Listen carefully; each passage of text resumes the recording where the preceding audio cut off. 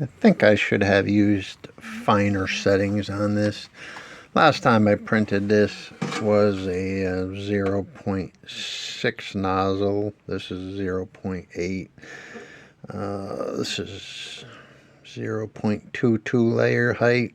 I think the last time I did it was 0.2, but we have the nice color change I was looking for. This is a tri-color plastic.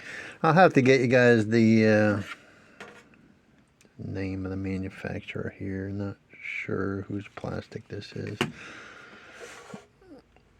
But the color transition came out just the way I was looking for.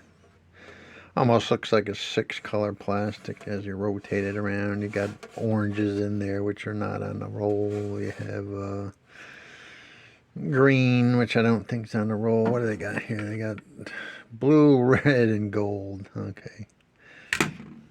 Blue, red, and gold.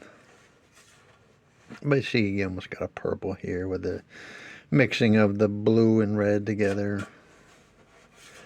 And then it's kind of an orangey. I guess they call it gold, though. And then we transition to a green, which there's no green on here. It's blue and gold, or blue and yellow.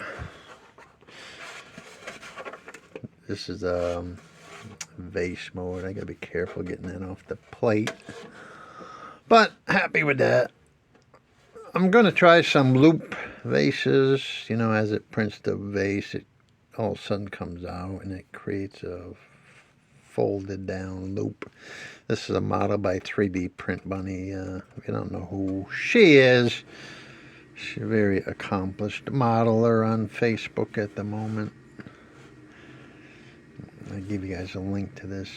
She has a lot of nice pieces. Some of them are very complicated. I'll do the loop vase that she has next. But let me get this off the build plate. We'll do something else since we have the 0.8 loaded in there. I know I have to print a base for that tall Catwoman I did the other day. I'm just going to bang out a square little base for her to stand on. That came with a whole motorcycle base assembly, but we're going to keep it simple. Take care. Happy printing. Let me know if you guys want to see anything in particular.